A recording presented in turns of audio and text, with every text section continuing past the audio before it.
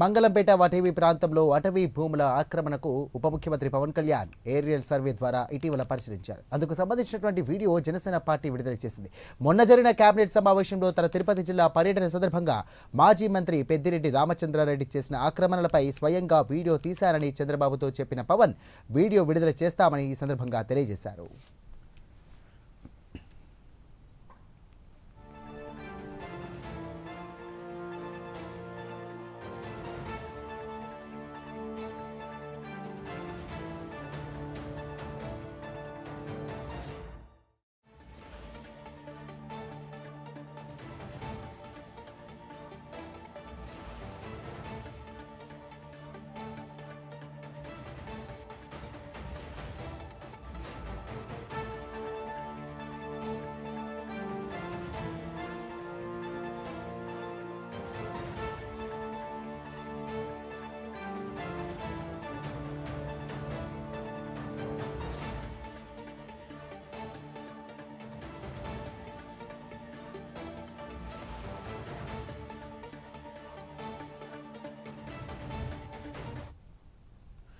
Breaking చేస్తున్న మంగళంపేట వటివి ప్రాంతంలో అటవీ భూముల ఆక్రమణను ఉప ముఖ్యమంత్రి పవన్ కళ్యాణ్ ఏరియా సర్వే ద్వారా ఇటీవల పరిశీలించారు. అందుకు సంబంధించిన వీడియో ఇప్పుడు జనసేన పార్టీ విడుదల చేసింది.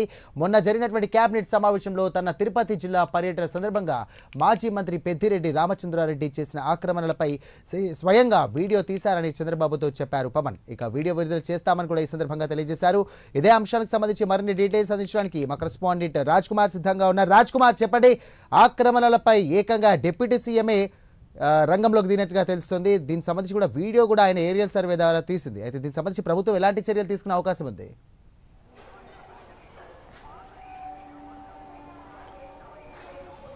రైట్ సాయిరామ్, ముఖ్యంగా ఏదైతే జనసేన పార్టీ అధినేత రాష్ట్ర ఉప ముఖ్యమంత్రి పవన్ కళ్యాణ్ ప్రత్యేకంగా 2 రోజుల పాటు చిత్తూరులో ఏదైతే అటవీ శాఖకి సంబంధించినటువంటి ఒక పర్యటన చేశారు. ఈ పర్యటనకి సంబంధించి కూడా చాలా కీలకమైనటువంటి కొన్ని అంశాలపైన పవన్ కళ్యాణ్ ప్రత్యేకంగా ఫోకస్ చేసినట్లు కూడా తెలుస్తుంది. ఏదైతే మొదటి రోజు ఇటు రెడ్ శాండిల్ అంటే ఎర్రచందనానికి సంబంధించినటువంటి ఏదైతే ఆ చెట్ల పెరుగుదల, వాటికి సంబంధించినటువంటి వివరాలు పూర్తిగా అక్కడికి ఎర్రచందనం డిపోకి వెళ్ళి ప్రత్యేకంగా వాటికి సంబంధించినటువంటి ఎర్రచందనం గ్రేడ్స్ ఏవైతే ఉన్నాయో అవన్నీ కూడా ప్రధానంగా తెలుసుకున్నారు.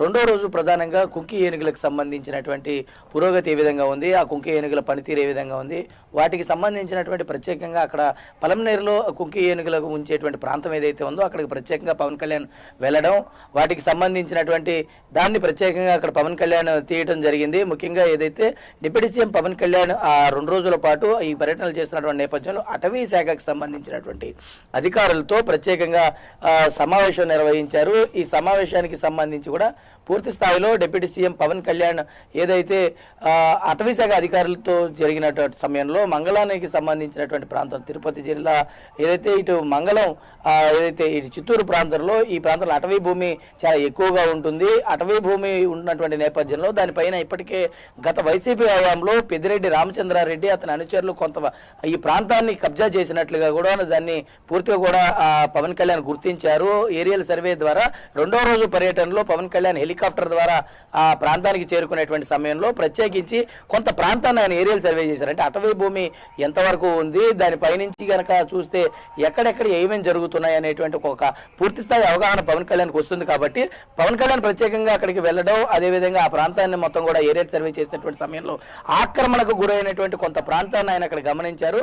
దాన్ని నేరుగా ప్రత్యేకంగా ఆయన ఫోన్లో ఆయనే ప్రత్యేకంగా చిత్రీకరించడం, ఆ చిత్రీకరించినటువంటి వీడియోను త్వరలో విడుదల చేస్తానని చెప్పడం కూడా పవన్ కళ్యాణ్ ఆ రోజు చెప్పడం జరిగింది. అయితే నేరుగా కేబినెట్ సమయంలో కొన్ని విషయాలు కీలకంగా ఉన్నటువంటి కొన్ని విషయాలు పవన్ కళ్యాణ్ ముఖ్యమంత్రి దగ్గర ప్రస్తావిస్తూ కూడా ఈ ప్రస్తావించేటువంటి సమయంలో ఏదైతే ఆక్రమణకు జరిగిన అటవీ భూమిని నేరుగా ముఖ్యమంత్రి చంద్రబాబు దగ్గరికి తీసుకువెళ్ళడం, ఆ తీసుకువెళ్ళేటువంటి క్రమంలో ఆ తీసినటువంటి వీడియోని ఆయనకు చూపించడం, ఇదంతా కూడా జరిగింది. ఖచ్చితంగా వీటిపైన చర్యలు ఉంటాయని కూడా చెప్పారు. ఏదైతే అటవీ భూమి అంటే ఇదంతా కూడా ప్రభుత్వ భూమి, అటవీ భూమి ఎవరికి సంబంధించింది కాదు, ఇది అటవీ భూమిని ఆక్రమించడం తప్పు, దీన్ని అంతటినీ కూడా పూర్తిగా కూడా ఉపేక్షించేది లేదు ఎవరైనా సరే అని కూడా చెప్పినటువంటి నేపథ్యంలో పూర్తి స్థాయిలో కూడా దీనికి సంబంధించినటువంటి ప్రక్రియ అంతా కూడా కొనసాగుతుంది. ఆ భూమి ఎన్ని ఎకరాల వరకు అక్కడ ఆక్రమించడం జరిగింది, లేదంటే ఎంత నష్టం జరిగింది, అసలు అక్కడ ఏం జరుగుతుంది, దీనిపైన ప్రధానంగా అధికారులకు పవన్ కళ్యాణ్ ఆదేశించడం జరిగింది. ఈ నేపథ్యంలో అక్కడ ఏదైతే అటవీ శాఖ అధికారులు దీనిపైన ప్రత్యేకంగా ఫోకస్ పెట్టారు. మరి ప్రత్యేకించి ఆ వీడియోని ఇవాళ జనసేన పార్టీ అధికారికంగా ఈ రోజు విడుదల చేసినటువంటి నేపథ్యంలో దాన్ని కూడా ప్రత్యేకంగా ఆ మార్కును కూడా చూడడం జరిగింది. అంటే ఎంత ప్రాంతాన్ని అక్కడ పెద్దిరెడ్డి రామచంద్రారెడ్డి ఆయన అనుచరులందరూ కూడా ఆక్రమించారనేది ప్రత్యేకించి ఆ వీడియోలో పవన్ కళ్యాణ్ చాలా స్పష్టంగా చూపించడం జరిగింది. నేరుగా అక్కడ ఏదైతే ఆ ప్రాంతంలో పవన్ కళ్యాణ్ పర్యటించేటువంటి సమయంలో ఈ క్యాప్చర్ చేసినటువంటి భూమి ఎంతైతే ఉందో దీనికి ఎంత మేర నష్టం జరిగింది, అక్కడ అటవీ భూమి ఎంత నష్టపోతుంది, ఇదనేది కూడా ప్రత్యేకించి అధికారులు దాన్ని తెలుసుకునేటువంటి ప్రయత్నం చేస్తా ఉన్నారు. ఈ నేపథ్యంలో పవన్ కళ్యాణ్ దాని మీద ఖచ్చితంగా శ్రద్ధ వహిస్తారని కూడా తెలుస్తుంది. ఎందుకనంటే ఇప్పటికే ఏదైతే ఎర్రచందనం సంబంధించినటువంటి స్మగ్లర్లు ఎవరైతే ఉన్నారో దీనికి సంబంధించి ఆయన కూడా దానికి ఒక వార్నింగ్ ఇచ్చారు. ఎవరైనా సరే ఉపేక్షించేది లేదు, అటవీ భూమిని కానీ లేదంటే అటవీ సంపదని కానీ ఎవరైనా దోచుకున్న సరే వారిని కూటమి ప్రభుత్వం విడిచిపెట్టే ప్రసక్తి లేదని ఆయన చాలా స్పష్టంగా తేల్చి చెప్పినటువంటి నేపథ్యంలో మరి ఈ అన్యగ్రంథంగా ఈ భూమిని పూర్తిగా ఏదైతే కబ్జా చేసినటువంటి నేపథ్యంలో మరి ఆ ప్రాంతాన్ని ప్రత్యేకంగా పవన్ కళ్యాణ్ సందర్శించారు కాబట్టి ముఖ్యమంత్రి కూడా ఆయనకు చూపించారు కాబట్టి మరి ఎలాంటి చర్యలు ఉండబోతున్నాయి అనేది కూడా ఇప్పుడు నెక్స్ట్ స్టెప్ కూడా చూడాల్సినటువంటి అవసరం ఉంది. పవన్ కళ్యాణ్ ఖచ్చితంగా ఎవరిని రాజ్ కుమార్ ఒక విధంగా చూసుకున్నట్టయితే డిప్యూటీ సీఎం ఏకంగా ఒక డిప్యూటీ సీఎంఏ ఇది సంబంధించి కూడా వీడియో రికార్డ్ చేసి కూడా ప్రభుత్వానికి ఈయన చూపించడం జరిగింది. అయితే ఈ పెద్దారెడ్డి రామచంద్రారెడ్డికి సంబంధించి కూడా ఏదైతే భూములు ఉన్నాయో ఆక్రమణ చేసినటువంటి భూములు ఉన్నాయో వాటిపై ప్రభుత్వం ఎలాంటి చర్యలు తీసుకునే అవకాశం ఉన్నట్టుగా తెలుస్తోంది?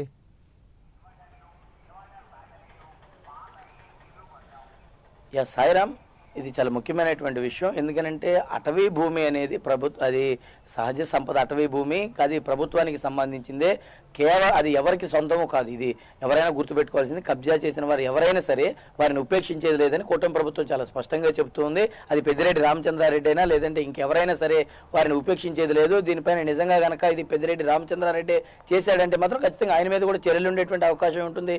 ఖచ్చితంగా ఈ భూమిని ఎవరైతే ఆక్రమించారో లేదంటే ప్రత్యక్షంగా నేరుగా ఈ కబ్జాలు పాల్గొన్నది వారు ఎవరైతే ఉన్నారో వారిని ఎవరైనా సరే ఉపేక్షించేటువంటి ప్రసక్తి లేదని పవన్ కళ్యాణ్ చాలా స్పష్టంగా చెప్పారు. మరి ఈ నేపథ్యంలో ఈ ఎన్ని ఎకరాలు జరిగింది, అసలు ఎంత నష్టం జరిగింది, అసలు అక్కడ కబ్జా చేయడానికి ప్రధానంగా అక్కడ ఉన్నటువంటి రిసోర్స్ అంటే వనరులు ఏంటి అనేటువంటి దానిపైన కూడా ప్రధానంగా చేస్తున్నా. అంటే అది పల్లెకి దగ్గరగా ఉందా, లేదంటే ఏదైనా అక్కడ సహజంగా ఏదైనా దొరికేటువంటి అవకాశం ఉందా ప్రకృతికి సంబంధించి, లేదా దేనికి అక్కడ కబ్జా జరిగింది అనేటువంటి దానిపైన కూడా ప్రస్తుతం అటవీ శాఖ అధికారులతో పాటు పవన్ కళ్యాణ్ కూడా దాని మీద దృష్టి సాధించారు. మరి ఈ నేపథ్యంలో ఎలాంటి చర్యలు ఉండబోతున్నాయి అనేది కూడా ఇప్పుడు ముఖ్యమంత్రి వివరించారు. కాబట్టి ఖచ్చితంగా ఇది నిజ నిర్ధారణ కనుక జరిగితే పూర్తి స్థాయిలో ఖచ్చితంగా దీనిపైన తీవ్రమైనటువంటి చర్యలు అయితే ఉండేటువంటి అవకాశం అయితే చాలా స్పష్టంగా కనపడుతుంది. సాయిరామ్. Thank you Raj Kumar.